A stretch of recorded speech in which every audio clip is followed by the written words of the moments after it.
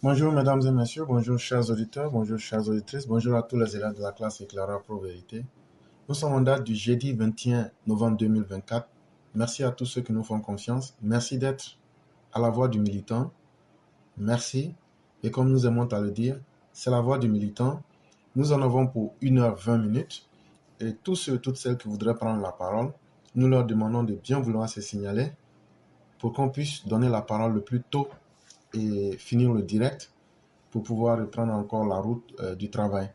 Et donc, tous ceux et toutes celles qui veulent s'exprimer, s'il vous plaît, il n'y a pas de temps qui est là. Signalez-vous très rapidement pour qu'on puisse vous donner la parole.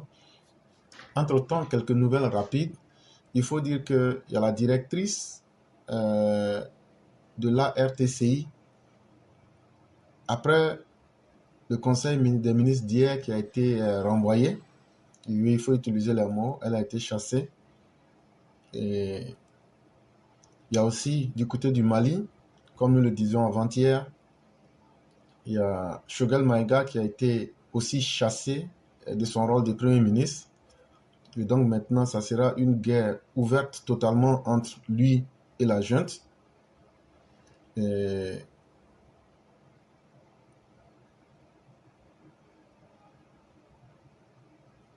il y a aussi Damiba qui a eu ses avoirs qui ont été gelés par la junte au Burkina Faso après qu'il a été radié de l'armée. Donc voilà autant d'informations que nous tenions à donner, le temps que les premières personnes puissent se signaler. Et il y a Afing qui se trouve du côté de Paris et qui affirme beaucoup de choses et qui va même jusqu'à dire que le président Ouattara, s'il prenait le risque de se présenter, ce qui s'est produit en 2020, la même chose va se reproduire en 2025. C'est Afing qui le dit, comme quoi, quand la justice ne fait pas son travail, c'est un encouragement qui est fait aux malfaiteurs. Et donc, dans ce contexte, il ne se gêne pas de dire que le peuple enverra des vertes et des pas mûres avec. Parce que eux, comme ils le disaient lors de leur congrès à Yamoussoukro, les machettes ne coûtent pas grand-chose, ça ne coûte que 3000 francs CFA. Mais de toute façon, à travers les analyses, il faut comprendre qu'Afing Essan, c'est quelqu'un qui est déjà grillé complètement. Et c'est quelqu'un qui n'a plus un avenir politique. C'est quelqu'un qui est en train de se noyer et qui cherche maintenant à juste faire du mal avant de disparaître. Et il y a une délégation du PPACI qui est allée approcher le FPI. Et donc, le FPI enveloppe. Et là, ils sont en pleine discussion pour pouvoir se mettre ensemble. Et comme eux-mêmes l'ont dit, ils ne se sont jamais en réalité séparés. Ça, c'est une vérité. Ce n'était que de la diversion, comme on l'a dit. Et d'ici 2020, vous allez les voir tous ensemble, comme nous vous l'avions dit ici il y a bien longtemps. En fait, c'était un plan pour pouvoir faire plus de bruit, mais c'était un plan surtout pour pouvoir diviser le FPI. Et Afi n'était qu'un informateur qui devrait collecter des informations pour voir dans quel sens ils auraient pu affaiblir le RHDP. Et donc, dans la tête d'Afi, en tout cas à travers les premières négociations, il pense que il sera fait candidat s'il y a alliance entre lui et le PPACI. Il pense que ça sera lui le candidat. Et si lui devenait le candidat, ce qui veut dire directement que tous ceux qui sont des cadres du PPACI, c'est comme si leur présence n'a servi à rien. Et c'est penser de façon naïve que ceux-là vont s'asseoir pour le regarder. Et c'est là qu'on comprend que Afi n'a vraiment plus d'idée politiquement parlant, parce qu'il n'arrive même plus à juger l'environnement. Et il évolue par naïveté et par pure idiotie. Et la même chose lui est arrivée quand il était en collaboration ou bien en vadrouille avec le RHDP. Il s'est rêvé à penser qu'il serait le potentiel candidat qui va succéder au président Ouattara. Malheureusement pour lui, n'ayant pas obtenu gain de cause, l'individu change maintenant au gré des vents, tout en espérant trouver peut-être éventuellement une poche de sortie quelque part. On a déjà des personnes qui se sont présentées et on a déjà 5 personnes qui se sont présentées. On va accorder à chacun 10 minutes pour pouvoir s'exprimer. Et de cette façon-là, on va pouvoir finir le direct. Donc, je dis merci à tous ceux et toutes celles qui sont là. Et merci infiniment de continuer à nous suivre. Il y a le Premier ministre qui demande est-ce que c'est sous forme de panel? Non, ça ne sera pas sous forme de panel. On va laisser les gens intervenir individuellement s'ils le veulent. Et avec le temps qu'on a qui est disponible, nous avons 1, 2, 3, 4, 5 personnes. On va donc accorder 10 minutes par personne afin que chacun puisse donner ses idées.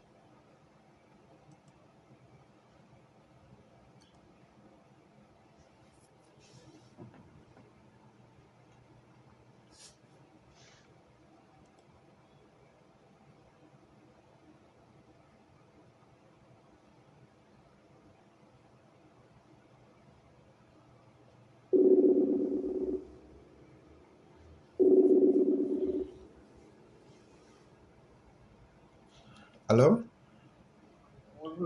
Oui, bonjour, cher Premier ministre. Comment allez-vous? Pardon? J'espère qu'on m'entend. Bon, vous entendez difficilement. Ah d'accord, attends, 2 secondes. 2 secondes.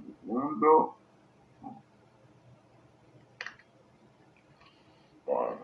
Et maintenant, c'est bon? Oui, maintenant, c'est bon. Voilà, donc je demandais si c'était sous forme de panel ou bien si c'était Non. un appel chacun à son tour. C'est chacun qui appelle et qui donne ses avis. Et on laisse 10 minutes à chacun pour pouvoir donner ses avis. Comme c'est la voix du militant. Voilà, bon, je vais juste commencer par affirmer ça, même si ce n'était pas prévu. Bon, voilà quelqu'un qui est nostalgique des temps anciens. Quelqu'un qui a occupé la primature et qui espère peut-être occuper la primature un autre jour parce qu'il ne peut jamais être président. Et donc, je ne sais pas, parce que ces rêves-là ne sont inutilement pas réalisables parce que politiquement, ils ne pèsent pas. Et de deux, bon, on a l'impression qu'il cherche une voie de sauvetage comme quelqu'un qui véritablement est en train de se noyer de toutes parts et qui s'accroche à tout et n'importe quoi. Afin que ça, c'est le mélodrame de la politique ivoirienne. Voilà quelqu'un qui a été président et qui a dirigé une institution de la République qui pourrait tranquillement prendre une retraite studieuse avec ses rentes viagères, mais comme un gros con, comme quelqu'un qui véritablement n'a pas de projet personnel de vie, essaie de mettre la vie des autres en danger. Mais je pense que cette fois-ci, c'est lui sa vie qui mettra en danger. Ça, c'est un. Parce que venir le dire à Paris, c'est bien beau. Mais l'élection ne se passe pas à Paris. Parce que cette fois-ci, il n'aura pas le temps de se déguiser en femme pour sortir ou même pour aller où que ce soit. Et cette fois-ci, la justice fera son travail. Mais si la justice ne fait pas son travail, la justice divine fera son travail. Parce que quand on tue, il faut être tué. Ça, c'est ce que dit la loi du talion. Et ça va s'appliquer à Funguessa. Donc, je vais juste faire cette petite parenthèse-là. Mais je pense qu'il y a une musique là qui sonne tout le temps depuis un certain moment, que le RHDP aurait créé un site emploi. Et ça jase de partout. Et on a l'impression qu'on n'est pas dans ce pays. Voilà, j'aurais été militant PPACI. Quand le PPACI commence à contester cette manière de faire, là, je démissionne de ce parti parce qu'ils n'ont rien à nous proposer. C'est pas ce qu'on disait la dernière fois, éclaireur. Voilà des militants qui cotisent au sein de leur parti politique. En retour, le parti ne leur donne rien. Parce que ceux qui sont cadres à vie, parce que quand on regarde pendant 15 ans, c'est les mêmes têtes qu'on voit. Les militants anonymes, on ne les voit pas. Et ce parti décide. Vous traitez le RHDP d'un parti qui ne considère pas l'humain. Ce parti décide enfin de regarder un peu l'humanité de ces militants et de leur dire, écoutez, on va vous donner des outils pour vous ancrer au monde du travail. Mais je ne comprends pas ces politiciens qui aujourd'hui ont au sein de leur parti politique un secrétariat national chargé de l'emploi. Bon, quel est le rôle du secrétariat national chargé de l'emploi au sein de votre parti politique? Si c'est pas pour trouver du travail à vos militants, mais c'est que ce secrétariat doit disparaître. Et je vois des gens qui disent non, en vertu de la Constitution, je leur dis que les partis politiques sont des associations d'ordre privé. Mais une association d'ordre privé qui est reconnaissant de l'effort de ces militants, parce que ce qu'on dit, c'est 15 milliards de fonds publics qui est distribué aux partis politiques, au prorata du nombre d'élus qu'ils ont eu. Mais qui leur donne les élus? Mais c'est bien les militants. Attends, éclaireur, moi tu me donnes un marché. Et puis en retour, je te donne une petite ressource de ce que je gagne dans ce marché-là. Qu'est-ce qu'il y a de plus noble à ça? Et le RHDP, comme il ne s'assume pas, moi je suis désolé de dire ça comme ça, il ne s'assume pas. Ils vont toujours venir dire non, c'est pour former nos militants, c'est pour les rendre employables, non, ces liens-là existent. En fait, ils essaient de se dévoiler. Non, assumez-vous. Oui, c'est nos militants. Oui, ce sont eux qui nous donnent les fonds publics, les 15 milliards dont on bénéficie de l'État du Côte d'Ivoire. C'est le travail de vote de nos militants. Si nous sommes des élus aujourd'hui, c'est nos militants. Et aujourd'hui, donner du travail à nos militants est de notre responsabilité. Le dire comme ça fait quoi? Mais ils sont toujours en train de se dérober. Non, ce sont des sites qu'on peut trouver partout. Mais pourquoi même? Assumez-vous une fois. On dit, vous ne traitez pas bien vos militants. Vous avez décidé de leur trouver, à travers le réseautage, de leur trouver des réseaux d'emploi, des offres d'emploi qu'on ne trouve peut-être pas partout. Qu'est-ce que ça fait? Que chaque militant, que Katina qui travaille au sein de la fonction publique utilise son réseau pour donner du travail aux militants du PPACI, est-ce que ça va choquer quelqu'un? Mais l'agence emploi jeune donne du travail à tous les Ivoiriens. Non, on n'en disconvient pas. De la formation et du travail pour les militants. Je vais m'arrêter là parce que ce serait un peu trop long. Il n'y a pas de problème. Vraiment, merci beaucoup. Je suis d'accord avec tout ce que vous dites. Si vous avez remarqué, dès qu'ils avaient lancé ça, moi j'ai dit, mais est-ce que actuellement, avec ce qu'ils ont mis en place, on peut estimer le nombre de personnes qu'ils ont pu aider? Ils ne s'assument pas, Oui, justement, parce qu'ils ne pourront pas sortir des statistiques. Voilà. Et c'est ce qui est dommage. Et en fait, là, c'est parti d'une improvisation, en fait. Vous avez remarqué, quand le chef de l'État a pris le contrôle du parti et qu'il a nommé ceux qui sont, comment on les appelle là? Ceux qui sont à l'intérieur du pays, là. J'oublie le nom. Les coordinateurs. Les coordinateurs, voilà, c'est le mot que je voulais. La direction s'est sentie effrayée et se sont dit, mais attends, on va faire quelque chose pour montrer qu'on a la main dans la pâte. Ce truc qu'ils ont créé là, c'est du flatou vocis. Non seulement ça ne servira à rien, parce que toute chose qui est faite sur la base de l'improvisation ne peut pas donner des résultats. Vous les prenez aujourd'hui de façon factuelle, vous leur dites, bon, donnez-nous le nombre de personnes qui ont eu du travail, il n'y a rien. Et donc, moi, je dis que c'est pour faire simplement du bruit et perdre du temps aux gens pour nous ramener encore au point de départ. Parce que si ces personnes voulaient aider les militants, c'est pas de façon improvisée et à la dernière minute. On a pris le pouvoir en 2011. Et c'est à la fin 2024 qu'eux se souviennent qu'ils doivent aider les militants. Moi, je trouve que c'est improvisé. Et c'est pourquoi la résultante est qu'ils ne peuvent pas nous dire aujourd'hui, voilà, quand on critique ou pas, voilà le nombre de personnes qu'on a pu aider. Il n'y en a pas. Et donc, finalement, c'est comme s'ils ont créé du grand bruit pour faire une tempête dans un verre d'eau.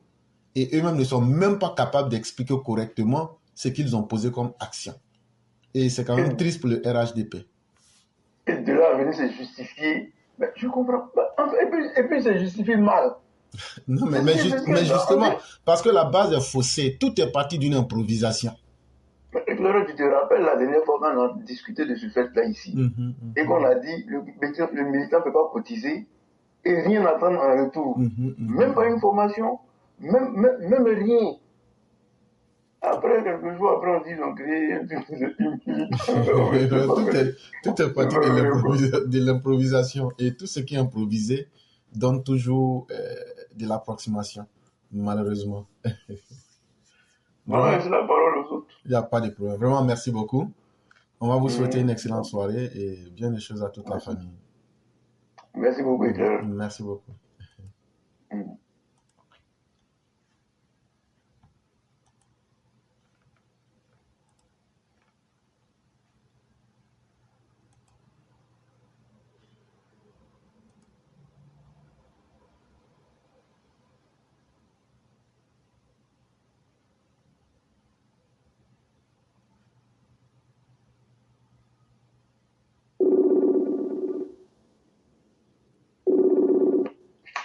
Allô? Allô? Oui, bonjour, Cham. Comment allez-vous? Oui, bonjour. Bonjour, éclaireur. Comment allez-vous? Je vais bien et vous? Ok, ça va très bien. Donc, on va vous laisser vos 10 minutes. Ok, merci beaucoup, éclaireur, de me laisser la parole. Bonjour à tout le monde. J'espère que vous allez bien. Voilà, donc je vais parler du député Alpha Yaya. Le député chose des réseaux sociaux, le député chose blogueur. Voilà, à cause de lui aujourd'hui, les souristes profitent de cette affaire de Apuchou pour traiter le RHDP. Voilà, parce que excusez-moi pour ce bruit là, aujourd'hui il neige, donc on est dehors. Voilà, donc du coup, sur des panels là, les souristes se permettent d'insulter comment on appelle, le RHDP, parce que ce député-là ne se respecte pas. Ce député-là est toujours dans les trucs. C'est lui qui s'est mis comme ami à Pouchou. Et regardez-moi des individus comme ça.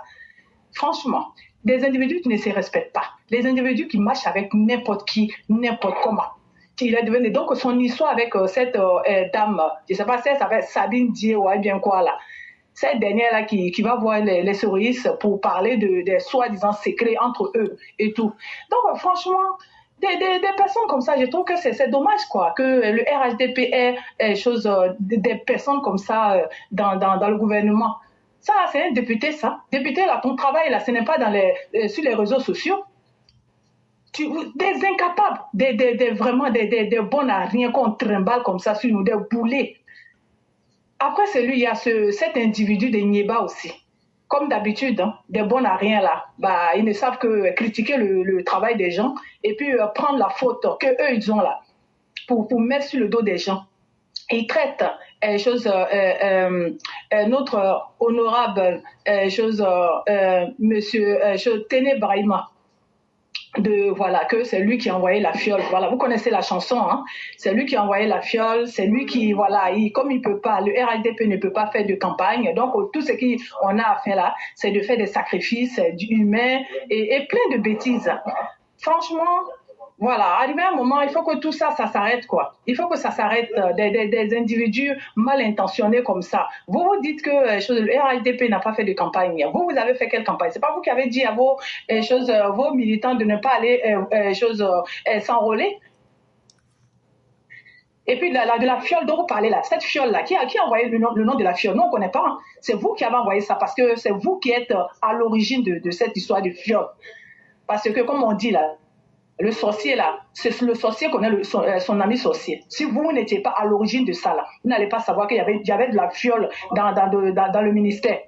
C'est comme ça que vous avez fait pour tuer tous ceux qui sont morts à cause de ça. Parce que vous savez ce que vous faites.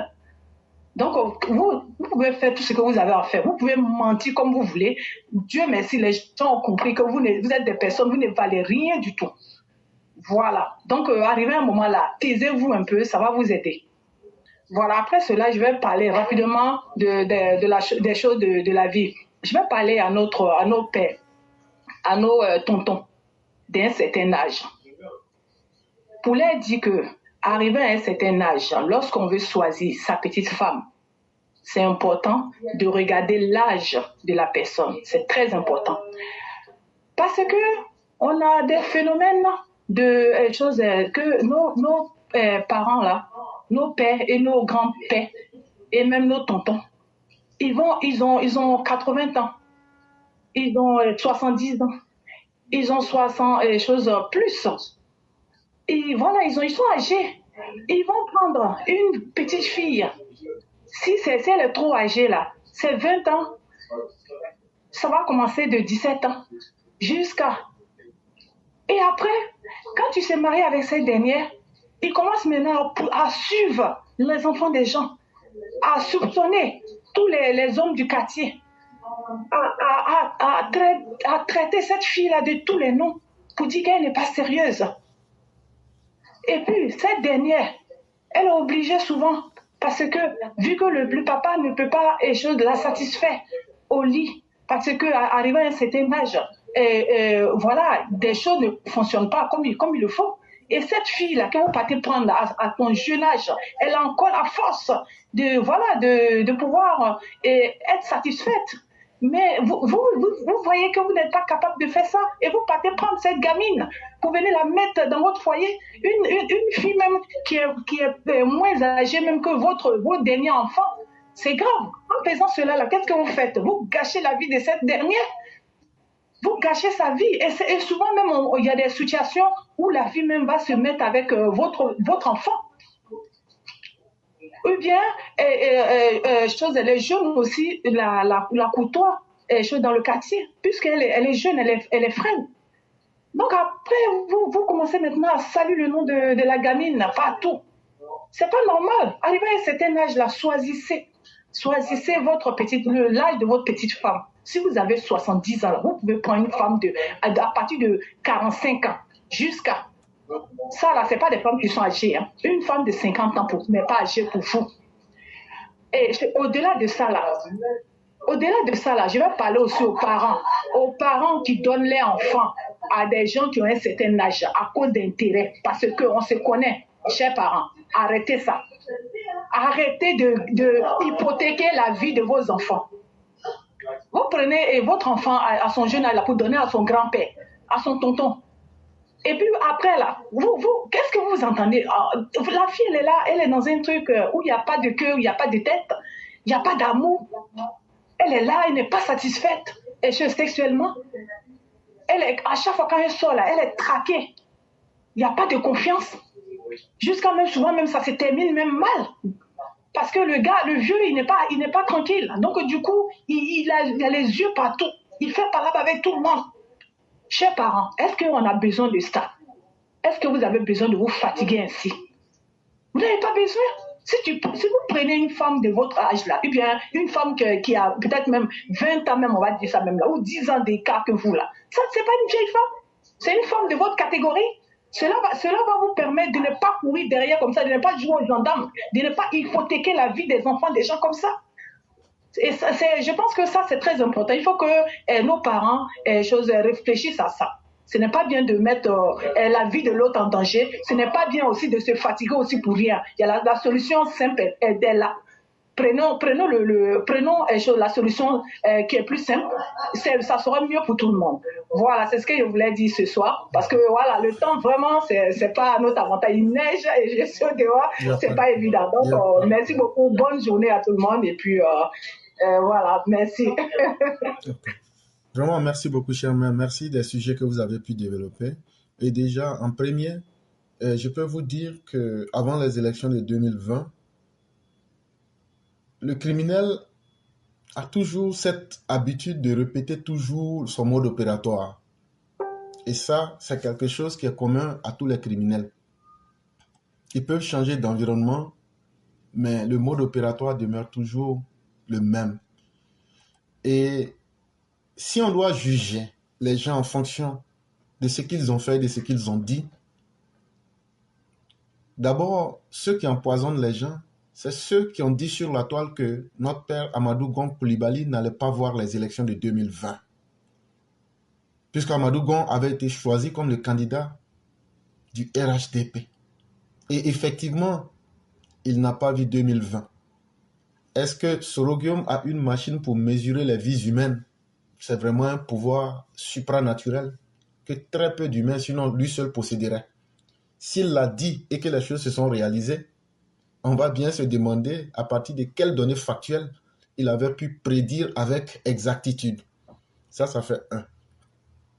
De deux, lorsque notre père, Ahmed Bakayoko, tombe malade, les premières personnes qui annoncent le décès d'Ahmed Bakayoko et prédisent même qu'il ne s'en sortirait pas, c'est encore la bande à Soro Guillaume qui sort et qui dit qu'il y a eu empoisonnement et qui donne tous les détails.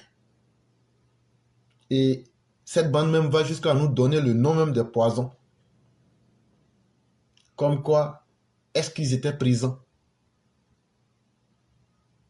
Et donc, ne serait-ce qu'à prendre ces deux facteurs, et il y en a plusieurs qu'on aurait pu citer,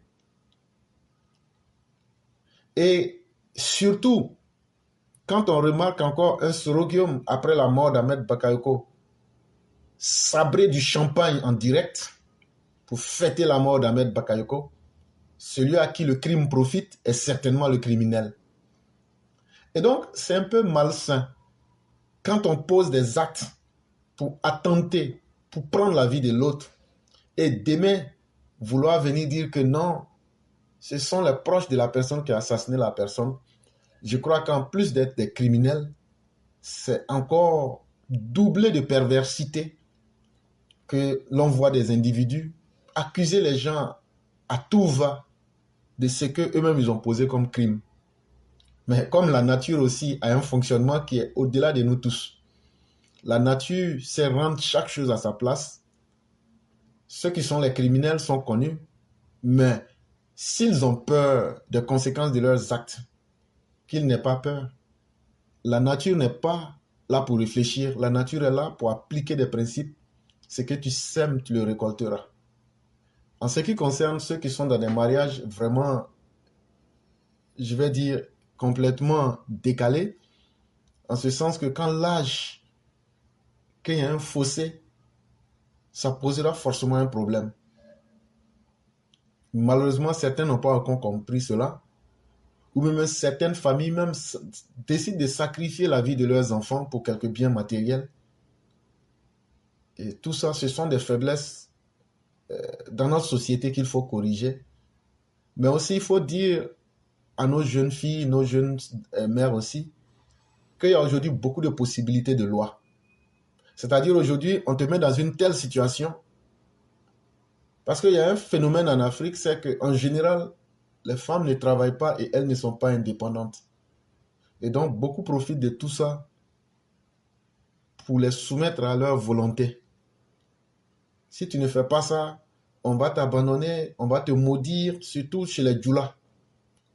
Je ne stigmatise pas une communauté, mais là où ça se passe le plus aussi, il faut le dire avec honnêteté, surtout chez les djoulas. C'est moi, ta maman, si tu ne fais pas ça, tu vois, je vais te maudire avec mon sein gauche.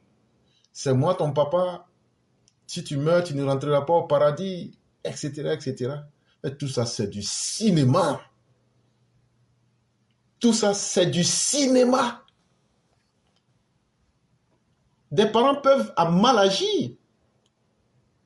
Mais quand un parent agit mal et que tu sais que ça va détruire ta vie, est-ce qu'il faut accepter de détruire ta vie en disant que non, tu ne voulais pas recevoir de malédiction?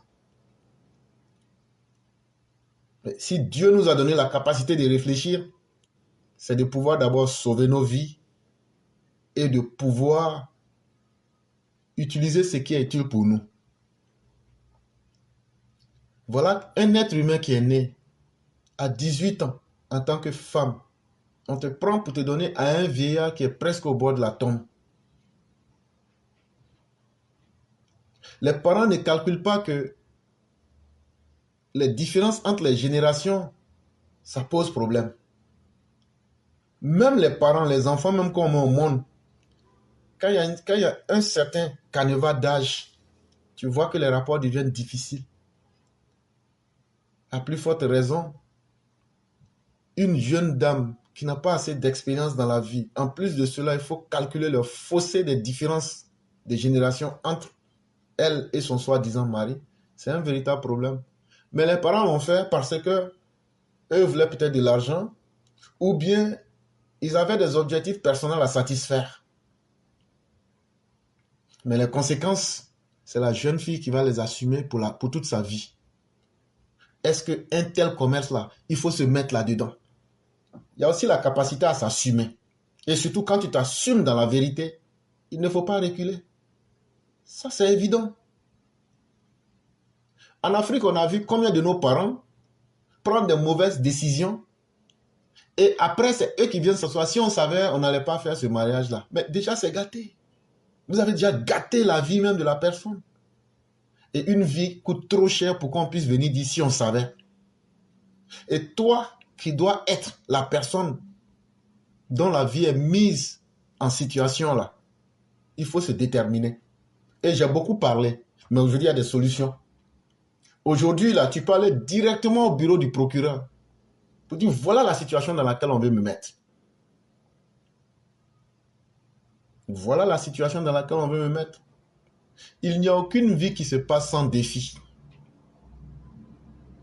Ce n'est pas juste, c'est vrai, mais c'est le fait de ne pas se battre qui est encore plus même une injustice faite à soi-même. Et il faudrait que nos mères se réveillent pour comprendre qu'il faut qu'elles se battent. Et ça, c'est important. Donc, vraiment, merci beaucoup. Et on va vous souhaiter une excellente soirée et bien des choses à toute la famille.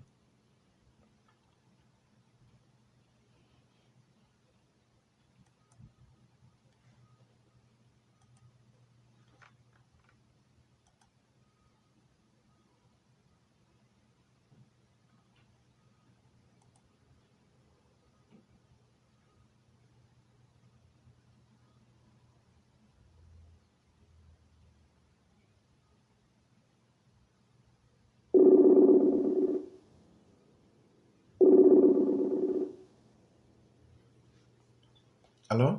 Allô? Oui, bonjour. Allô? Bonjour, chère mère. Comment allez-vous? Bonjour, mon éclaireur pro vérité, je vais bien. Ok, Dieu merci. Donc, on va vous laisser rapidement vos 10 minutes. Merci beaucoup. Donc, bonjour à vous, mon éclaireur pro vérité, et à toute la classe. Voici des spécimens sans la tête qui ont en réalité la queue du cheval, qui se prennent pour des vrais Ivoiriens, appelés opposition de la Côte d'Ivoire. Vos charognards d'opposants combattent à de la solution. Dans le même temps, les étrangers dangers de la Côte d'Ivoire, à commencer par les Camerounais de Soro Guillaume, le sanguinaire tueur d'Ibrahim Koulibaly, qui est Franklin Nyamzi. Les Camerounais de Gbagbo Sila Abou Laurent, Afrique Média, télé camerounais.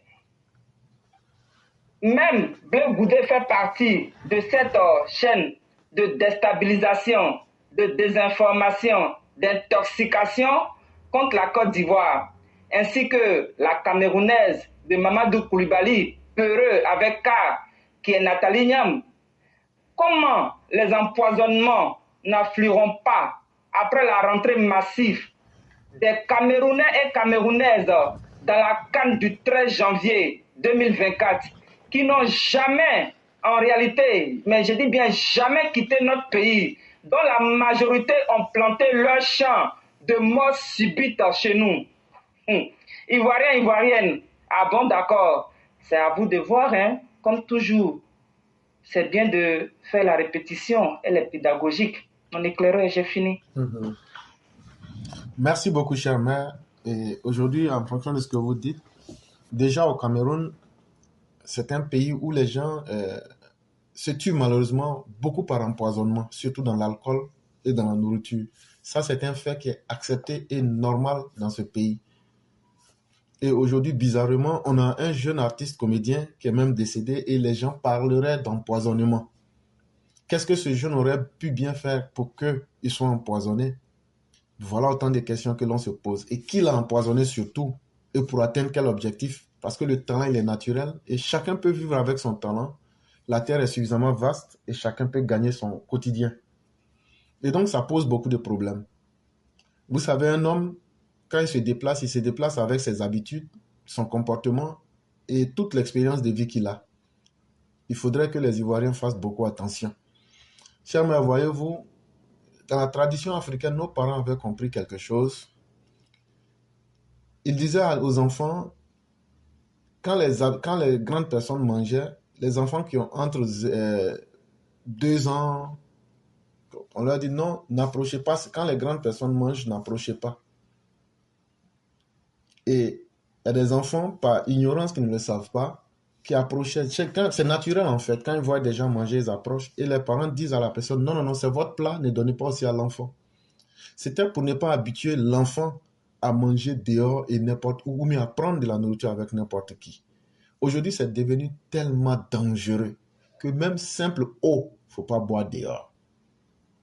Parce qu'on met de la drogue dans l'eau, on met de la drogue dans les bonbons, on met de la drogue dans presque tout aujourd'hui.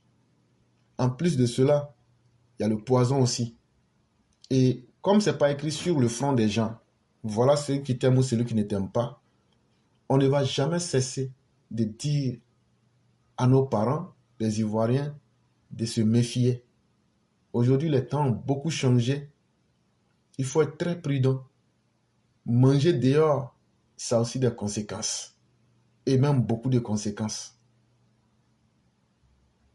Et aujourd'hui, il faut être plus que prudent pour ne pas être victime. Parce que ce qui est arrivé à notre jeune frère, ça pouvait arriver à n'importe qui. Parce que vous ne savez pas qui vous déteste. Et donc, faisons beaucoup attention. Vraiment, merci beaucoup encore d'interpeller les Ivoiriens en général. Au-delà même de la politique, c'est toute la société ivoirienne même qui est interpellée afin qu'elle puisse se méfier. Il y a des comportements là. Une fois que ça rentre dans une société, la meilleure manière, c'est d'être prudent.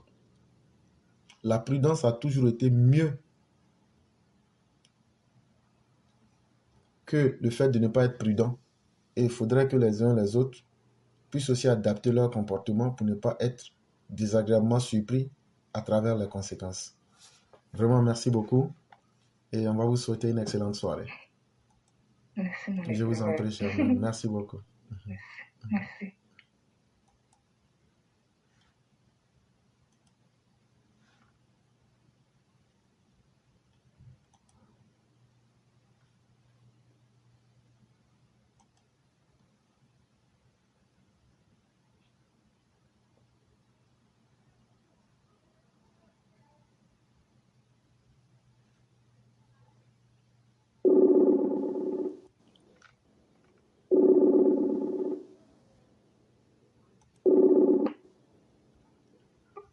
Allô? Bonsoir, éclaireur pro-vérité. Bonsoir, le cyclone puissance 1000. Comment ça va?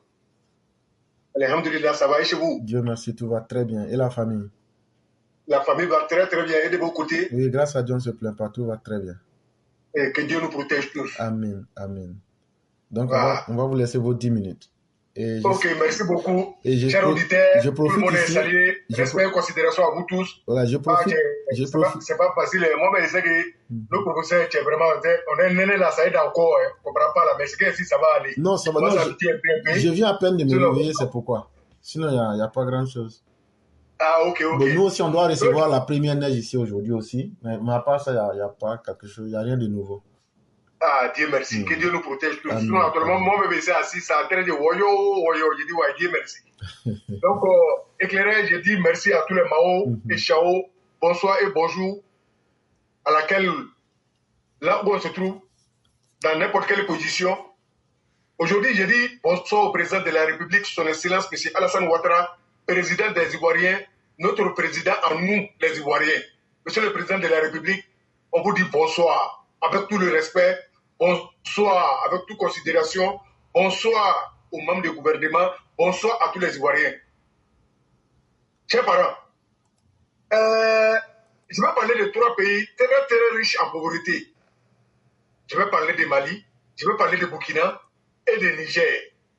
Chers parents, il y a un moment passé ici où on habille des vieux voyous, des vieux dictateurs, des vieux sorciers, des vieux pervers, où ils ont pris des vieux vagabonds qui ne font rien, qui ont pris des paires de tapettes pour essayer de maudire notre président, essayer de maudire notre pays, essayer d'insulter, maudire tous les Ivoiriens. Ça s'est passé devant nous tous. En retour, qu'est-ce que la Côte d'Ivoire a fait? Qu'est-ce que le président a fait? Qu'est-ce que nous, les Ivoiriens, on a fait? On n'a pas répliqué, on a regardé, parce que nous, on était tous étonnés. Tout qu'on fait, quand on prend Ignam, c'est Ignam on enlève. Qu'est-ce qu'on voit au Mali aujourd'hui? Chers parents, quand on veut ou pas, bénédiction des personnes ne peut arranger ça là. Parce qu'ils sont en conflit avec eux-mêmes. Et ils sont en conflit avec Dieu. Parce que c'est Dieu qui nous a créés. Dieu dit, aimez-vous les uns et les autres. C'est ce que Dieu a dit. Oui. Mais qu'est-ce qu'on a vu? Inciter la Côte d'Ivoire. Dénigrer la Côte d'Ivoire. On a tout vu. Mais au Mali, il y a quoi là-bas, on dit? Ceux qui ont provoqué ça là. Ceux qui ont envoyé ces stratégies-là. Nous, on fait que les regarder par la petite fenêtre. Et nous allons prier Dieu. Et que Dieu met la baraka dans tout ce qui vient de commencer au Mali. Et que Dieu fait que les souffrances augmentent tous les jours. Quand je dis Mali, je ne parle pas des Maliens lambda qui sont honnêtes, sincères. Nous, on n'a pas affaire à vous. On a affaire à les dictateurs, des menteurs et des trompeurs. Ceux qui se battent pour leur propre intérêt et pour l'intérêt de leur famille. Chers parents, quand on regarde la population malienne, burkinabé et nigérien, c'est quelle souffrance ils ne subissent pas. Mais c'est un petit groupe qui fait bruit, qui est en train de faire comme si tout va bien.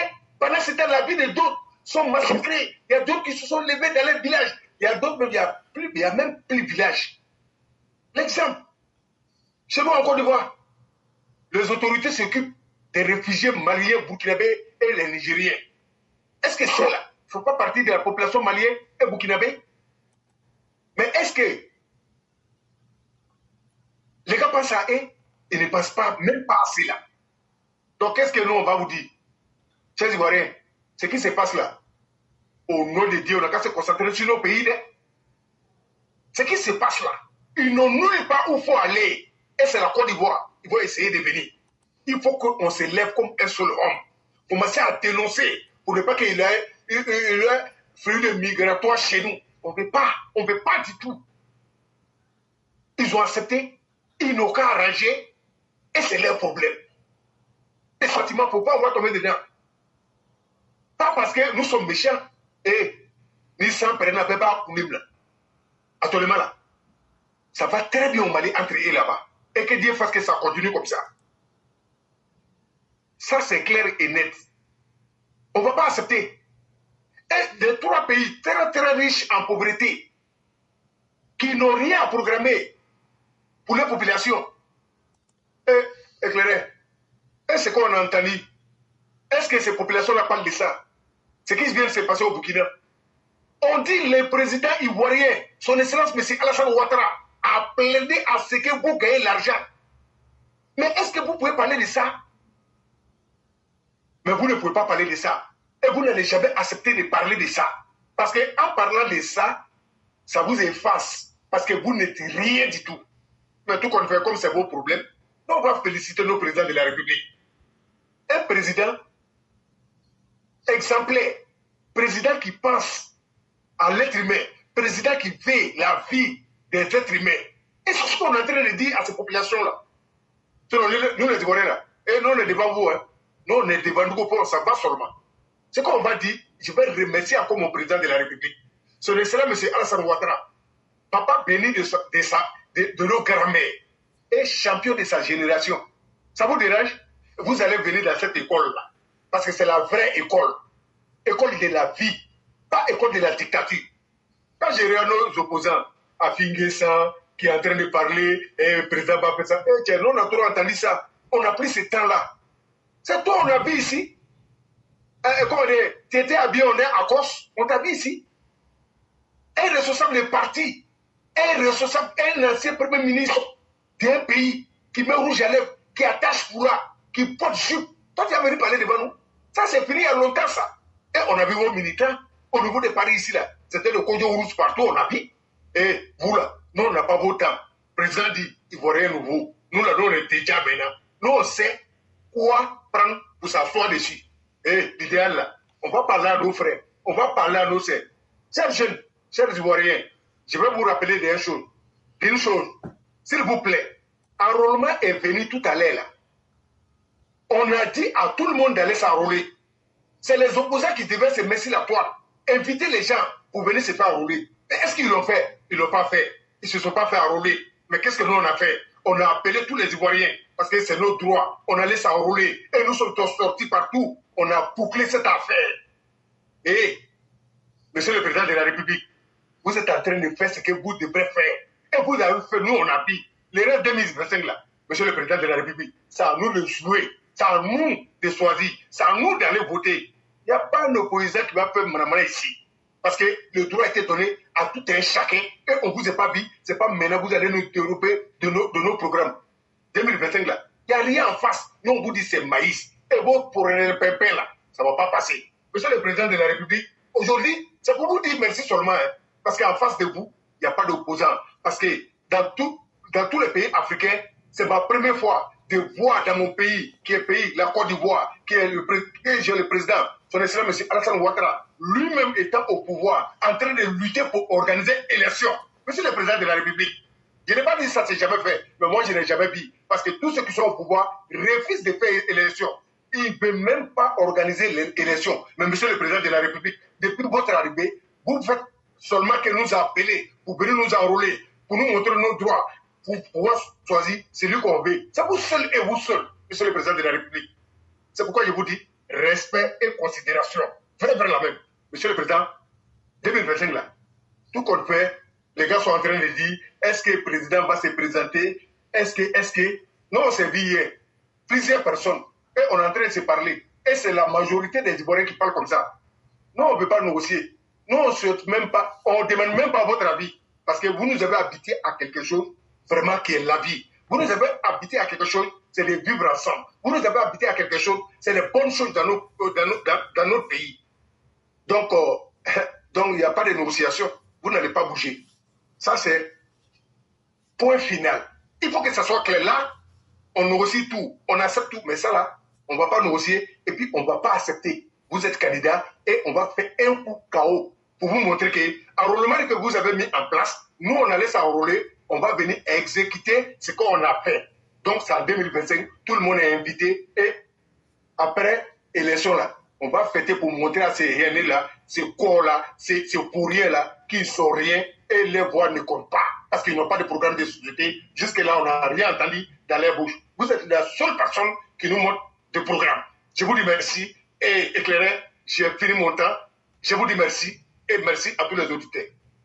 Merci infiniment le Cyclone, merci pour ce que vous avez dit et surtout le nouveau mot que vous avez créé, très riche en pauvreté.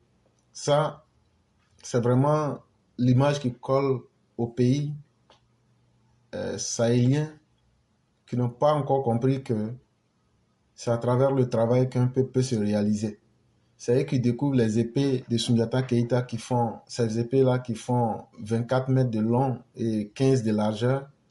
C'est eux qui sont restés figés dans le temps, dans les temps anciens. Malheureusement, c'est un choix qu'ils ont fait, mais un choix très honteux. Et depuis quelques heures, on voit un article qui circule sur la toile qui dit qu'il y a une guerre, il y a une rivalité à la tête du RHDP qui a éclaté au grand jour. Et celui qui a écrit l'article, en tout cas, c'est un certain, ils ont mis page Ferro Bali. Ferro, F-E-R-R-O, et puis Bali, B-A-L-L-Y. Bon, est-ce que ça c'est quelque chose de sérieux? Mais prenons ça comme ça. Et lorsque vous lisez l'article en question, voici ce que l'article même vous dit. Guerre ouverte. Il y a des signes et des appels de phare qui ne trompent pas. Les manifestations brillantes et voyantes pour réclamer un 4e mandat du président Ouattara se sont éteintes. Personne ou presque ne semble plus se faire d'illusions. Bon là, c'est de qui on parle? Parce que si c'est du RHDP on parle, nous on a toujours dit que notre candidat s'appelle Alassane Ouattara. En fait, c'est un chiffon qui est en train de circuler. C'est une stratégie pour les opposants pour essayer de diviser en essayant eux-mêmes de montrer certaines personnes. Et donc pour eux, dans l'article, ils disent que Ténébrement Ouattara a été éliminé et que maintenant la porte de la dynastie Ouattara a été fermée. et que cela met en pointillé le vice-président Tiemoko en pole position, Adama Bictogo. Les rumeurs annonçaient des ambitions présidentielles du président de l'Assemblée nationale. Ses partisans et ses réseaux pressaient l'affiche.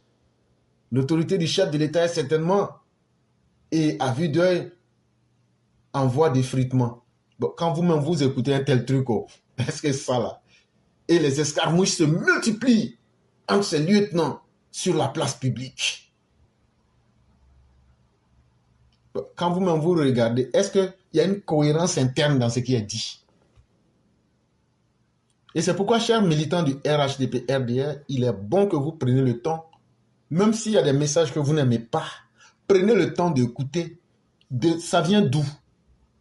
Depuis que vous êtes là, vous avez une fois entendu qu'il y a quelqu'un qui s'appelle Page Ferro Bali? Non. Est-ce que ce qu'il dit là, est-ce que ça fait sens? Est-ce qu'aujourd'hui, l'autorité du chef de l'État est portée en mal? Non. Est-ce que vous avez vu par quelques supports d'information une sélection de candidats? Non. En réalité, les opposants veulent se faire peur à eux-mêmes. Afin sans même rester à Paris, il a désigné le candidat du RHDP. Allez bien écouter son propos. Il dit non, le président peut quitter et puis peut-être nommer son vice-président. Ah, ça ne vous dit pas la même chose avec cet article-là? Qui se cache donc derrière les opposants? Comment se fait-il qu'un certain Page Ferro Bali nous dit la même chose? Parce qu'en réalité, c'est ce que Afingesan a dit. C'est le message collectif de l'opposition. Il parle en se donnant les impressions qu'ils peuvent faire peur à quelqu'un, alors qu'ils se font peur à eux-mêmes. Sinon, le RHDP est tellement serein que je mets quiconque au défi de nous dire qu'il y a un autre candidat. De la même manière que vous avez choisi vos candidats et puis le RHDP ne s'est pas plaint. C'est comme ça, nous aussi on a choisi Alassane Ouattara comme notre candidat. Et puis ça ne va pas aller quelque part. Chacun est tranquille, chacun a choisi son candidat. On va aller déposer nos documents devant la Cour constitutionnelle. Celui qui n'est pas apte à participer là, ils vont rejeter. Et puis la Côte d'Ivoire va continuer. La Côte d'Ivoire ne brûlera pas. Et celui qui peut aller aux élections ne va pas négocier son droit pour faire plaisir à quelqu'un. Ah, Alassane Ouattara vous fait si peur que vous choisissez même les candidats pour le RHDP. Mais comme dit Ado 100%, le chien aboie, la caravane passe. Le silence du RHDP vous coupe les ailes et vous fait tellement peur. Mais en vérité, notre candidat, il s'appelle Alassane Draman Ouattara. Il sera notre candidat et nous sommes prêts à assumer toutes les conséquences. Et conséquences, il n'en aura que des positives d'ailleurs. Parce que nous croyons en lui, parce que c'est un homme de capacité réelle, c'est un homme pragmatique et c'est un homme, aujourd'hui, ce n'est même pas nous, ce sont les populations aussi. Parce qu'il ne faut pas se berner soi-même. Tous ceux qui veulent aujourd'hui le pouvoir, c'est pour réaliser quoi que le président Ouattara n'a déjà fait. Vous n'avez même pas été capable, tous ensemble, d'écrire un programme de campagne pour nous dire, contrairement au président Ouattara, voilà ce qu'on va faire pour impressionner les Ivoiriens. Donc, on préfère continuer avec quelqu'un qui a de la suite dans les idées. Et donc, chers militants, si j'ai tenu à vous parler de ce chiffon-là, c'est pour vous dire de ne pas rentrer dans ces jeux, de ne pas vous inquiéter. Ce sont les inepties de notre opposition qui voudraient que leurs souhaits soient des réalités. Mais le monde ne fonctionne pas comme ça. Vous n'avez pas ce pouvoir-là de choisir vos propres candidats et de venir choisir le candidat de vos opposants. Non, vous vous donnez trop de pouvoir alors que vous n'en avez absolument pas. Mais chaque parti choisira son candidat et l'avenir nous dira de quoi demain est fait. Vraiment, merci beaucoup, le Cyclone. Merci infiniment. On va vous souhaiter une excellente soirée et surtout protégez-vous avec le froid qui vient. Merci à vous également, Éclairé. Merci, bon boulot à vous. Merci beaucoup.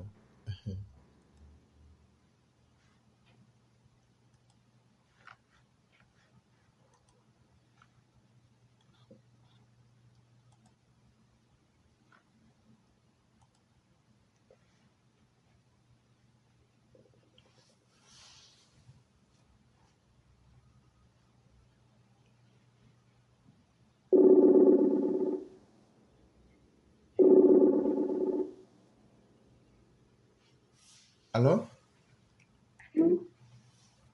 Allô? Allô? Oui, bonjour le concurrent, comment allez-vous? Oui, bonjour, cher frère Clavel. Je vais très bien, chou. Dieu merci, tout va très bien. Donc, on va vous laisser votre temps de parole. Je vous remercie de me donner la parole. Alors, je vais m'exprimer sur un sujet d'actualité ce temps-ci dans la ville de Kourougou. Il y a les chasseurs traditionnels communément appelés Dozo qui ont démantelé un gang de voleurs de motos. À leur actif, près d'une centaine de motos qu'ils ont pu voler auprès de plusieurs personnes. C'est le lieu de remercier l'efficacité des chasseurs traditionnels. Et il faut dire que les motos ainsi que les voleurs ont été mis à la disposition des autorités sécuritaires compétentes dans la ville de Kourougou. Ceci étant, des enquêtes vont être menées. Il est important de chercher à savoir un gang de voleurs qui arrive à voler jusqu'à 100 motos.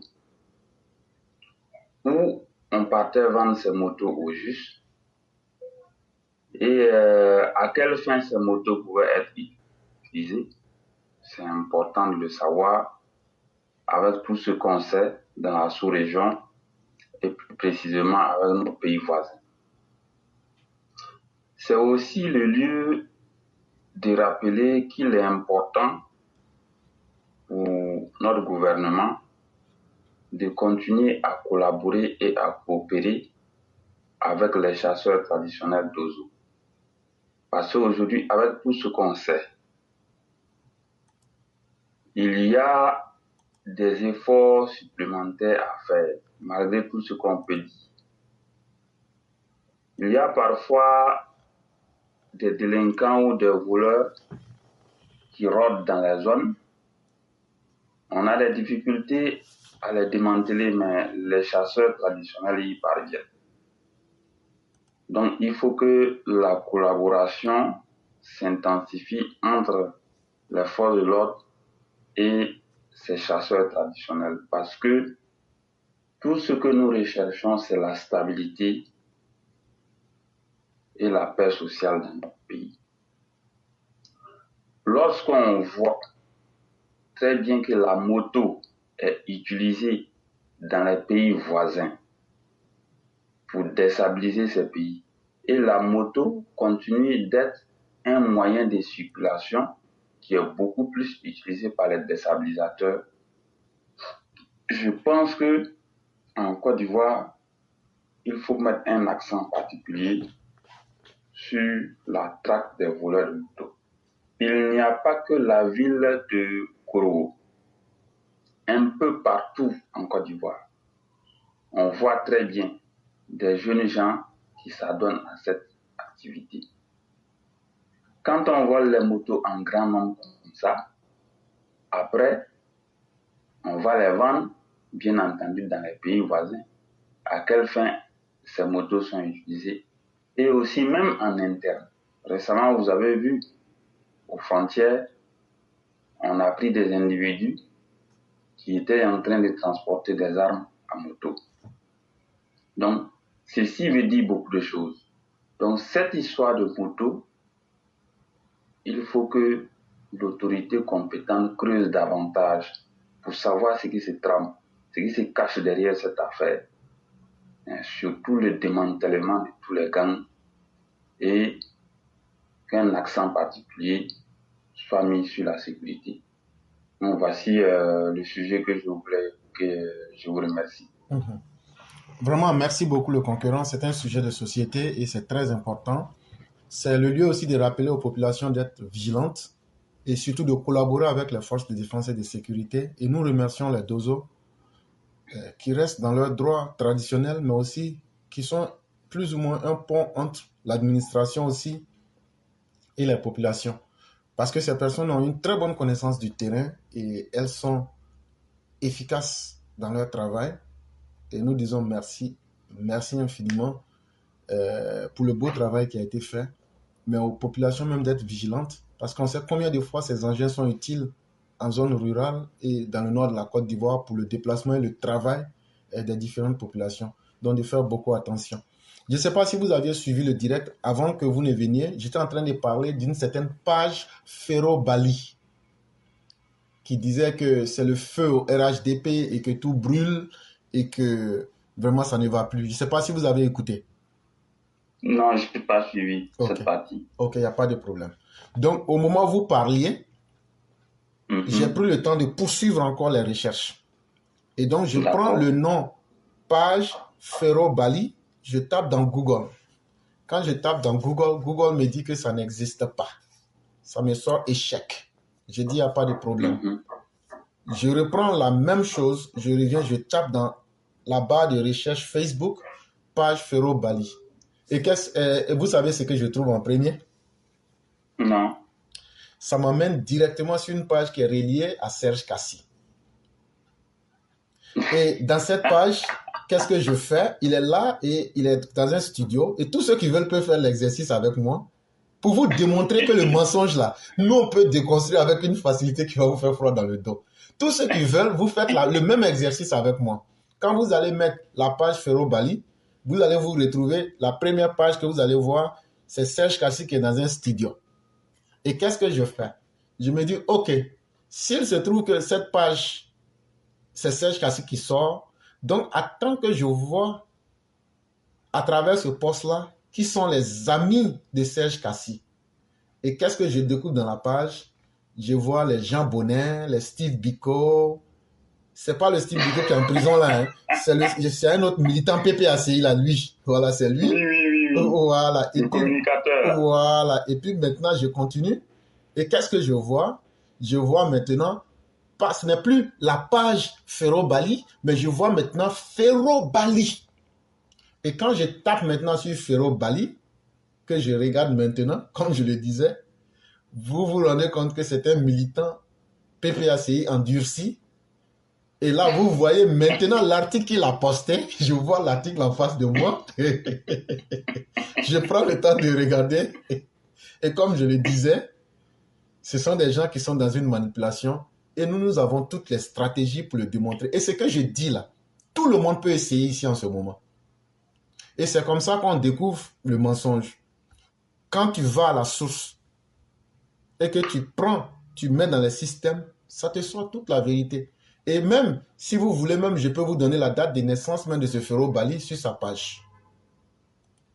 Puisque je l'ai en face de moi en ce moment ici. Cela. Voilà. Donc, comme pour vous dire que ce ne sont pas des gens sérieux, ne vous fiez pas à eux. Ils sont là dans leur rôle, c'est de chercher comment à confondre et à créer le mensonge. Il dit qu'il est né le 1er janvier 1957. Voilà, tout est là en face. De toute façon, ce Serge Kassi, il va finir misérable. Il peut continuer sa fanfaronnade, mais il en aura pour son compte tôt ou tard. C'est toute une nébuleuse en fait, et il y a plusieurs personnes, mais de toutes les façons, pour nous, l'essentiel, c'est de démontrer le faux à nos militants, et l'objectif, il est atteint. Tous ceux qui veulent, ils peuvent faire l'exercice. Hein. Vous tapez dans votre barre de recherche Ferro Bali, F-E-R-R-O, et puis espace Bali, B-A-L-L-Y. Et vous allez voir toute la réalité. Ce n'est pas du tout sérieux. Mais bon, c'est leur stratégie, comment manipuler les gens. Ça ne peut marcher qu'avec les esprits faibles. Et donc, ne nous laissons pas impressionner par cela. Donc, vraiment, merci beaucoup. On va vous souhaiter une excellente soirée et bien des choses à toute la famille. Merci beaucoup. Excellente émission à tout le monde. Je vous en prie. Merci beaucoup.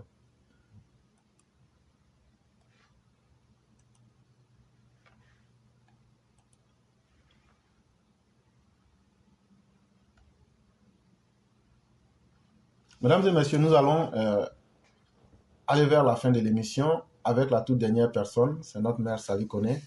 C'est avec elle que nous allons mettre fin au direct du jour. Nous disons merci à tous ceux qui nous ont suivis. Il y a Idriss Aïdara qui dit « Ferro Bali fut une ancienne journaliste au compte du FPI. Okay. » Bon, ça peut être même peut-être quelqu'un qui prend un nom comme ça pour essayer d'exister. Mais la véritable personne qui se cache derrière, ça, c'est d'autres choses qu'on peut rechercher et puis trouver. Mais de toute façon, ce ne sont pas des informations fiables. Ce ne sont même pas des informations structurées. Donc, on ne peut pas vraiment... Allô? Oui, bonjour, chère mère, comment allez-vous? Bonjour, chef frère, je vais bien et toi? Dieu merci, tout va très bien. Et la famille? La famille va très bien. Et de votre côté? Alhamdulillah, on se plaint pas. Il fait beau soleil ici, hein? C'est moquerie ou bien c'est... De toute façon... En France, dit ça neige. New York dit ça neige. Moi, je dis pas beau temps ici. Est-ce qu'il n'y a pas de problème? Non, il n'y a pas de J'ai problème. dit seulement qu'il y a soleil comme ça chez moi. Il y a pas de beau. Vous savez que souvent, là, les nuages se déplacent et puis ça peut changer d'un moment à l'autre. On dit il y a trois choses qui sont very unpredictable. On a parlé IRS, weather and women. Donc là, faut pas être trop contente, hein. Ça peut changer à n'importe quel moment. Oui, mais là, je suis pas d'accord. Non, c'est pas moi j'ai dit. C'est pas moi j'ai dit. C'est le dicton qui a dit ça. C'est pas moi j'ai dit. Ah, je vois France dire, ah, il y a neige là-bas. Je vois l'autre qui a neige. Alors, quand moi, il y a un beau soleil comme ça, il dit, aïe, mon Dieu, tu es fort. Dieu est fort, hein. Depuis hier, ils ont annoncé qu'aujourd'hui, nous, on va rentrer dedans. Wow. Oui. And it's so beautiful here. Il fait beau comme ça ici. Non, Dieu est Dieu, il est ça fort. c'est votre chance, hein. Profitez-en. Profitez-en. Ok, juste ça, mon frère. Il n'y a pas de question. Je vais très bien. Vous-même? Je vais bien. Merci beaucoup. Bonjour à tous les EPV. Bonjour à tous ceux qui nous suivent. On va dire encore à Dieu merci pour cette séance de la voix du militant de ce jeudi. Vraiment, alhamdulillah, alhamdulillah. Claire, j'ai une question à te poser, mais je vais attendre à la fin, quoi. Il va aller vite. Il n'y a pas de problème. Voilà, on va dire Dieu merci aujourd'hui pour la journée d'aujourd'hui. Cher mère, pardon, il y a le Premier ministre qui demande la traduction. Aux États-Unis, ici, on a un dicton qui dit qu'il y a trois choses qu'on ne peut jamais prévoir. Ce sont les femmes, le département des taxations, les impôts, et puis women, IRS, et puis j'avais le troisième, c'était quoi déjà là? The weather, le temps. Voilà, le temps. Voilà. Ces trois choses-là, on ne peut jamais prévoir comment c'est. On ne peut jamais les prévoir de façon très définie. C'était ça un peu la traduction.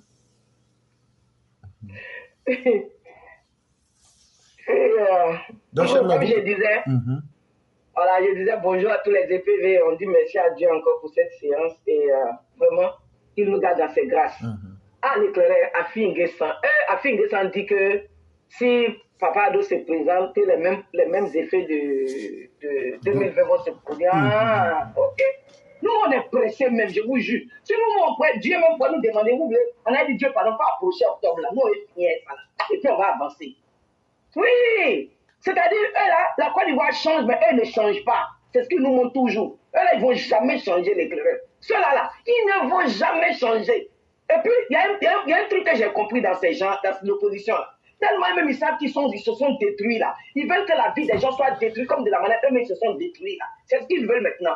Mais octobre là, si vous saviez combien de fois on veut mettre octobre là, quand être pressé pour venir finir cette histoire pour avancer le pays là, vous n'allez pas comprendre. Parce que franchement dit, en tant que des vieux, des gens qui sont en train de partir vers leur tombe, et qui ne veulent pas laisser la paix aux enfants de la Côte d'Ivoire, qui ne veulent pas que les petits-fils en Côte d'Ivoire soient en paix, parce que quoi, eux, ils ont leur famille hors du pays.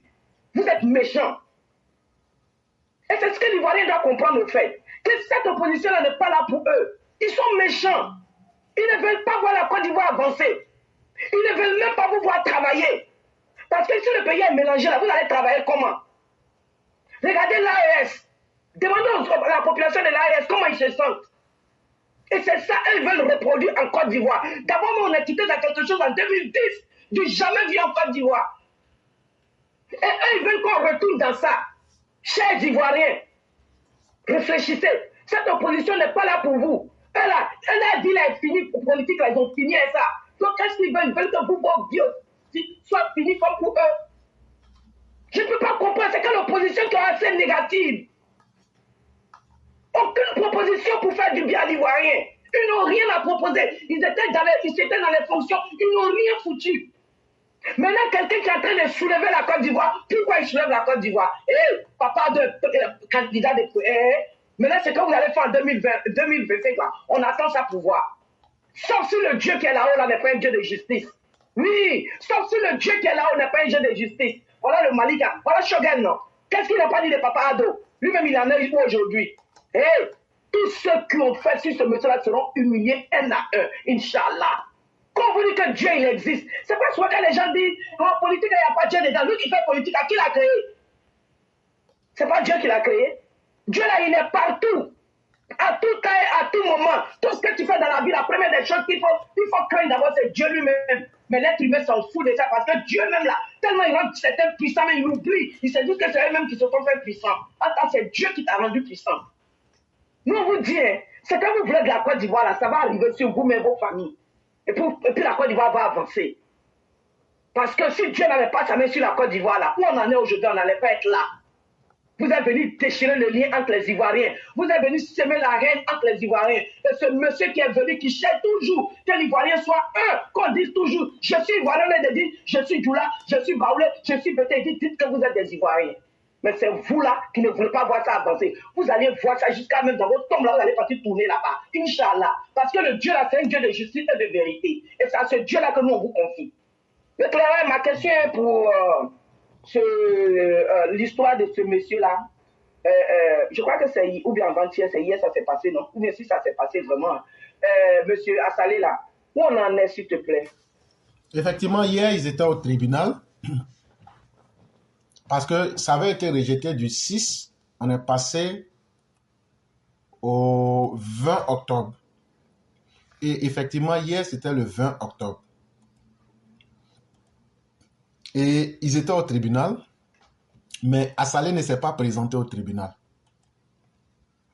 Comme vous le savez, le 6, celui qui doit juger l'affaire avait demandé à la famille Traoré de venir avec leurs frères, les sœurs, les parents, pour essayer de mettre, on voulait vérifier. Parce qu'ils ont dit, si vous vous souvenez très bien, ils ont dit qu'ils avaient des parents, je crois, dans une autre région de la Côte d'Ivoire. Et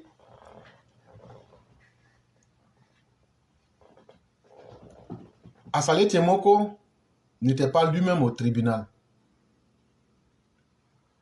Parce que ceux qu'il avait accusés, Mohamed Traoré, Cheikh Fakouma Traoré et puis Mahadi Traoré. Et donc, le procureur a demandé, puisqu'ils ont dit que le père des enfants, là, il avait une autre femme, voilà, qui était en Doussi. Donc, on a dit à tous ceux-là n'ont qu'à venir. Ça, c'était à l'audience du 6 novembre 2024. Et c'est là-bas ils ont demandé à Assalé Tiemoko.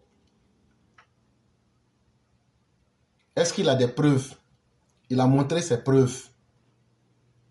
Et on lui a demandé, mais tu dis que le nom là, c'est écrit avec K. Est-ce que tu as des preuves pour ça? Il dit non, lui n'a pas de preuves pour ça. Mais ce qu'on a retenu, c'est qu'après le 6, l'affaire a été renvoyée au 20 novembre 2024. Et les juges ont demandé, non seulement on veut voir les frères et les sœurs de ceux qui sont devant nous aujourd'hui, les 3 personnes que je viens de citer, mais on veut aussi voir leur déclaration de naissance. Donc, on se retrouve au 20 novembre 2024.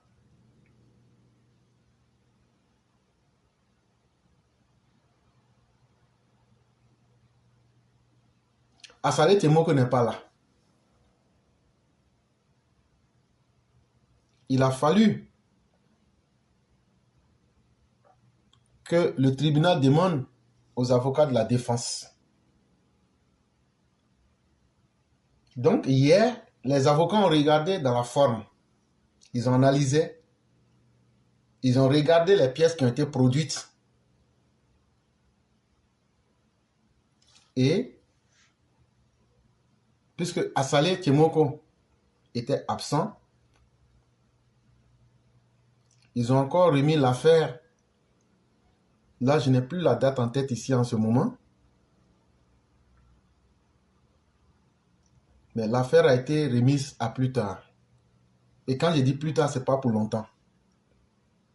Mais en tout cas, la famille de Dame Mariam Koulibaly, celle-là même qui est accusée et qui est la mère de 3 enfants, on sentait qu'ils étaient très mobilisés. Parce que elle a 2 sœurs. Mariam Koulibaly a 2 sœurs avec un garçon, son aîné, qui était là dans le truc. Puisqu'on a dit à tous les parents de venir, ils sont venus.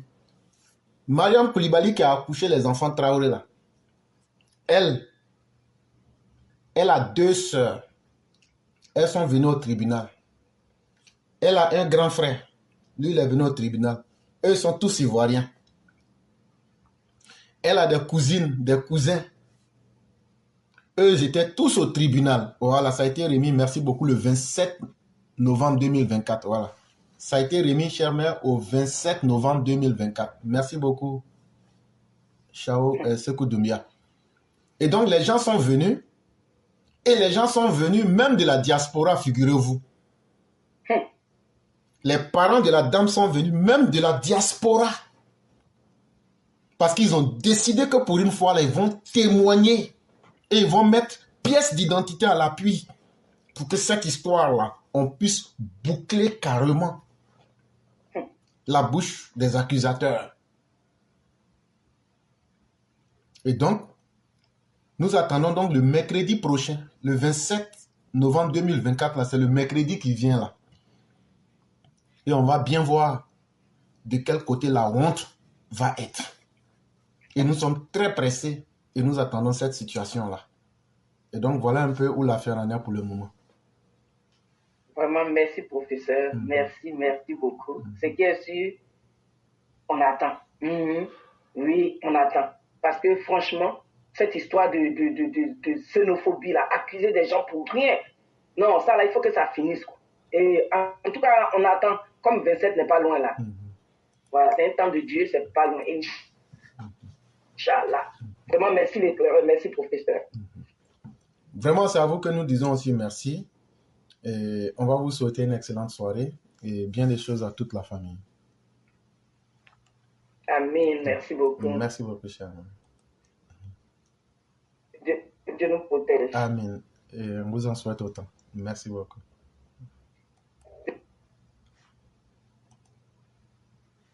Il y a notre père Bakayoko qui se signale à la dernière minute, mais on va lui donner aussi ces 10 minutes. Seulement, on va lui demander d'être très efficace et très concis. Et on va faire la conclusion avec lui. Nous disons déjà merci à tous ceux qui nous ont suivis. Merci à tous ceux qui croient en nous et qui nous aident à faire ce voyage ensemble. Merci infiniment à vous.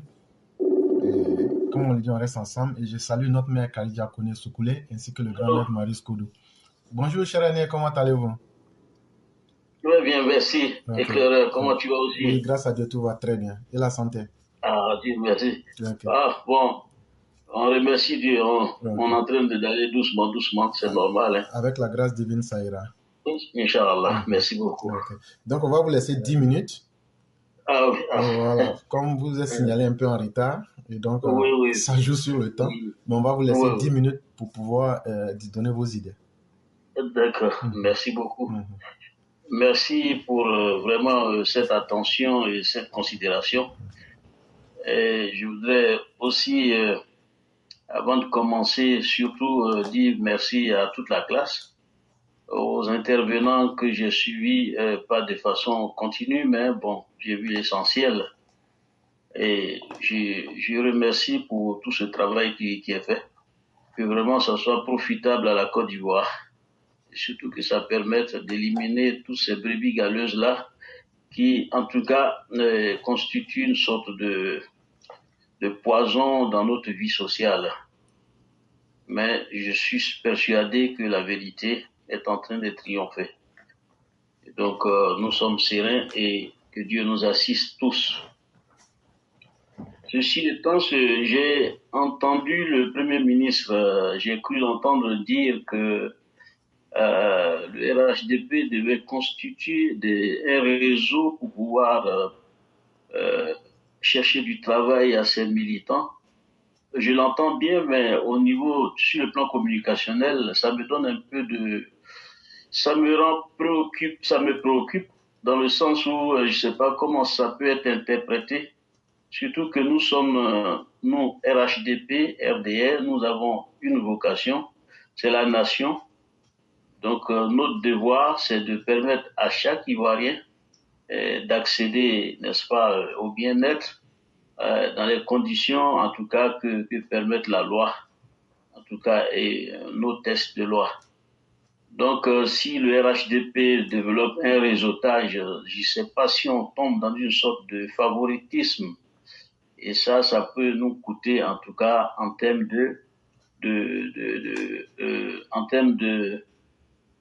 image qu'on se donne de nous-mêmes et aussi l'image l'image, en tout cas, mauvaise que les autres en face peuvent exploiter. Et si c'est le cas, bon, s'il y a une exploitation, elle peut nous amener dans des sentiers qu'on ne souhaite pas. Donc, je souhaiterais que le Premier ministre essaie de clarifier cela, clarifier dans le sens de lever toute ambiguïté, parce que c'est une communication. Lorsque vous lâchez les mots, les verbes, ben, vous n'êtes plus maître de l'interprétation que les gens peuvent en faire. Et ça, je souhaite, pour cette raison, qu'il y ait une clarification.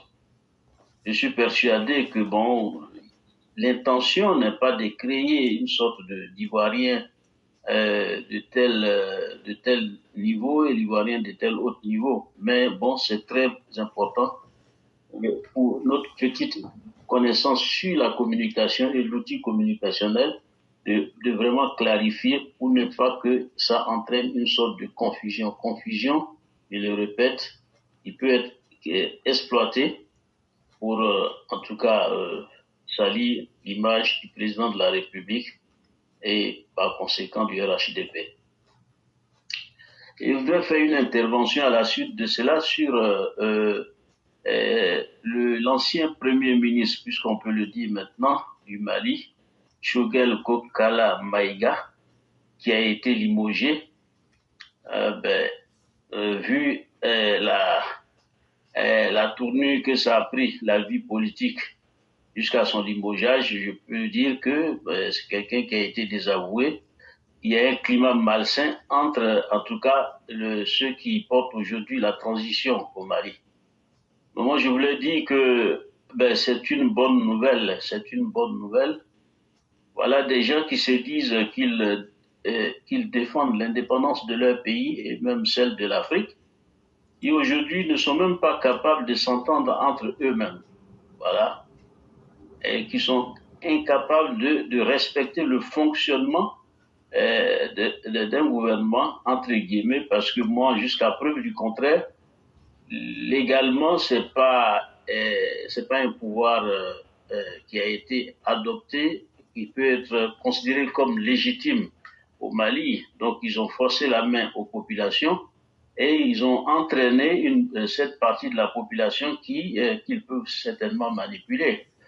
Mais ils ne peuvent pas cacher à nous autres qu'il y a une bonne partie de la population malienne qui n'est pas de leur côté et qui sont obligés de se taire parce qu'aujourd'hui, ils n'ont pas la force ou en tout cas la capacité de vraiment occuper le champ politique. Donc en réalité, le Mali n'est pas gouverné légalement, le Mali est sous emprise. Et ça, c'est bien dommage. Donc je viens vers Kokala Maïga pour dire que ça se termine toujours comme ça. Tous ceux qui ont tenté d'humilier le président de la République, et même si ce n'était pas le président de la République, tous ceux qui traînent, en tout cas dans les complots et dans la perfidie, tous ceux qui, en tout cas, empêchent les populations d'accéder au bien-être, tout cela, c'est le moment de percevoir véritablement. Le Mali a connu un gouvernement légal avec Ibeka. Ibeka, même s'il a failli, mais c'était bon de le laisser partir par la voie des urnes.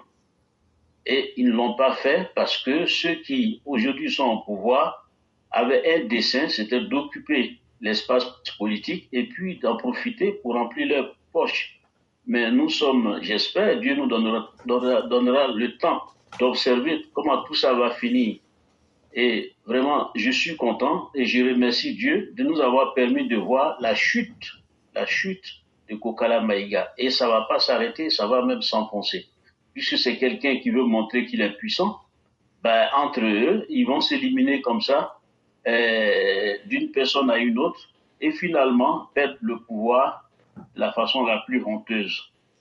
Donc, je vais finir pour le troisième point, revenir à la question des infrastructures en Côte d'Ivoire. Franchement, je suis préoccupé et je le dis, j'essaie de revenir là-dessus, mais parce que c'est important que le gouvernement mette l'accent sur les infrastructures sanitaires. C'est vraiment très, très important. Ces infrastructures, dans un processus de développement, constituent en tout cas la base, le socle pour rendre visible et consolider ce développement-là. Il y a beaucoup de travaux qui ont été réalisés, mais il reste encore beaucoup à faire. Et si je le dis maintenant avec insistance, parce que j'estime que le RHDP a tous les leviers nécessaires aujourd'hui, n'est-ce pas, de porter ce projet-là, parce que c'est un projet à la dimension de la réalisation du métro. Vous voyez, avec une vingtaine de ponts, 18 ponts, des viaducs, etc., 37 kilomètres, n'est-ce pas, de rails, et c'est quelque chose de révolutionnaire dans le pays. Mais si tout ça n'est pas accompagné par des travaux gigantesques à la dimension, n'est-ce pas, des financements d'un métro, dans le domaine sanitaire, les réseaux d'égouts, les réseaux de recueillement des eaux pluviales, des eaux usées, des eaux qu'on appelle des eaux vannes, les eaux qui viennent des toilettes, et aussi, n'est-ce pas, la canalisation de toutes les eaux de surface, et pour soit les retraiter et les remettre dans la nature et les réutiliser, en tout cas dans les canalisations d'eau potable. Je pense qu'on rate un rendez-vous assez important pour le RHDP. Et je voudrais que le RHDP essaie de s'approprier cette problématique-là, de vraiment l'adresser pour le réaliser au plus tôt possible. Parce que si on le fait maintenant, je pense que c'est au niveau des financements, je pense qu'ils n'auront pas assez de problèmes grâce au leadership du président de la République d'avoir des investisseurs pour nous accompagner dans ce projet-là. Non seulement ce projet peut être source de création de milliers et de milliers d'emplois, et aussi ça va complètement permettre à la Côte d'Ivoire d'améliorer en tout cas nos lieux de vie, l'environnement dans l'ensemble, et puis voilà, ça va aussi permettre à la Côte d'Ivoire de vraiment maîtriser au niveau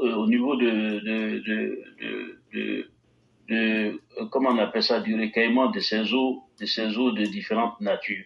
C'est ce que je voulais ajouter cet après-midi. J'espère que le Premier ministre, s'il nous écoute, prendra note, et vraiment, nous demandons que cela soit dans l'agenda du dernier mandat que nous proposons au président de la République, de sorte que, voilà, avant qu'il ne parte, il nous laisse en tout cas ce joyau qui fera de la Côte d'Ivoire un pays, en tout cas, complètement assaini, un pays. Et vous savez, quand l'assainissement est maîtrisé, je pense que tout va, en tout cas, comme sur des rails. C'est très important. C'est d'autant important que le gouvernement, nous l'encourageons à ne pas hésiter, à ne pas surtout hésiter à injecter des milliers de milliards dans ce secteur-là qui, n'est-ce pas, va être source de création d'emplois. Et quand je dis création d'emplois, c'est de façon exponentielle. Merci donc de m'écouter, de m'avoir écouté. Ici, nous allons nous arrêter, espérant que demain, on aura certainement l'occasion de continuer ce travail que nous sommes en train de réaliser, et que sur le terrain, ça ait un impact visible et qui ferme la bouche très certainement de ces opposants qui n'ont de nom que, en tout cas, que cela. Ils ne savent que mentir, ils ne savent rien construire, très certainement, ils verront émerger d'autres Ivoiriens dans le champ de l'opposition qui, au lieu de critiquer pour critiquer, vont critiquer et proposer des solutions concrètes qui n'est pas de détruire, de ne pas reconnaître le travail du gouvernement, c'est plutôt de l'accompagner et surtout de montrer les imperfections ou certaines possibilités qui sont possibles pour pouvoir permettre à la Côte d'Ivoire d'aller toujours de l'avant, Ce pays a tellement de potentialités que chacun peut apporter, s'il le veut vraiment, sans haine, apporter en tout cas de belles réflexions, de belles propositions pour son développement. Je vais m'arrêter là et vous remercier de m'avoir accordé ce petit temps d'intervention. Je remercie l'ensemble de la classe pro et de la classe pro et éclaireur pro vérité et à bientôt. Bonne soirée. Merci infiniment, cher aîné. Merci à tous ceux qui nous ont suivis aujourd'hui. Merci à l'aîné Martial Koulibaly. Merci à notre père Idrissa Aïdara. Merci à toutes les Mao qui nous ont suivis aujourd'hui et à tous les Chao. Aujourd'hui, c'était le jeudi 21 novembre 2024. Demain, ça sera aussi un autre jour avec ses bonheurs et ses déboires, mais restons connectés à la vie et surtout la volonté de nous maintenir dans la vie, comme disait un philosophe. C'est ceux qui se maintiennent, c'est ceux qui prouvent le maintien, la nécessité de se maintenir dans la vie. C'est Spinoza. C'est ceux qui vivent. Mais continuons de croire à la vie. Et vraiment, merci à vous-même, cher aîné. Restons positifs et que la bonté divine nous couvre.